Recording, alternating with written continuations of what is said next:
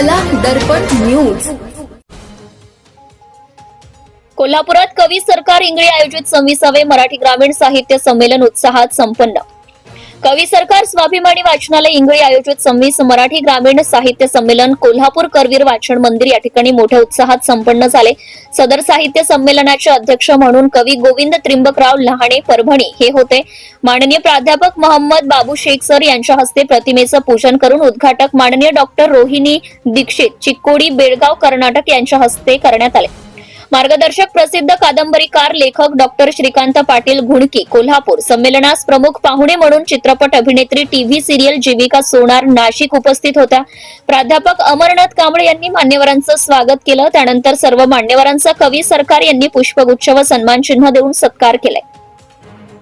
त्यानंतर कवी सरकार इंगळे यांचा पैठणाचा नाद काव्यसंग्रह, निशा खरात यांचा मी भावनेला शब्द दिले काव्यसंग्रह, प्राध्यापक कवी प्रकाश भोंगाळे यांचा अपूर्वाई काव्यसंग्रह, तसेच मनास झोंबतो गारवा हा प्राथमिक काव्यसंग्रह, तसेच साहित्य संमेलन विशेषांकांचे प्रकाशन प्रसिद्ध लेखक राजेंद्र सुंदरदास फंड राहता अहिल्यानगर यांच्या हस्ते प्रकाशन करण्यात आले आहे।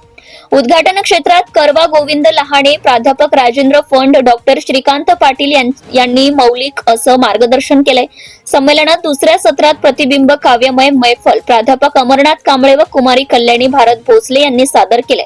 तसेच कथा लेखक बाळासाहेब देशमुख अहिल्यानगर यांनी आपले बहारदार कथाकथन सादर करून कार्यक्रमात रंगत आणली। चौथ्या सत्रात कवी देवानंद चांगदेव आंबवली खेड यांच्या अध्यक्षतेखाली कवी संमेलन संपन्न झाले। या कवी संमेलनासाठी कोल्हापूर, सांगली, अहिल्यानगर, मुंबई, सातारा, धाराशिव, रत्नागिरी आदी जिल्ह्यातून कवी आणि कवयित्री यांनी सहभाग घेतला होता। शेवटी करवा सरकार स्वाभिमानी वाचन मंदिर इंगळी व काशीनाथ आव्हाड फिल्म प्रोडक्शन अहिल्यानगर यांच्या वतीने विविध क्षेत्रात उल्लेखनीय कार्य करणाऱ्या मान्यवर यांना पुरस्कार देऊन गौरवण्यात आले। सूत्रसंचालन खेळ पैठणी फेम कलाकार कुमार राजेंद्र शिंदे उदापूर जुन्नर यांनी केले, असे कवी सरकार इंगळे यांनी प्रसिद्धी पत्रकाद्वारे कळवले आहे। Subscribe now and press the bell icon. Never miss an update.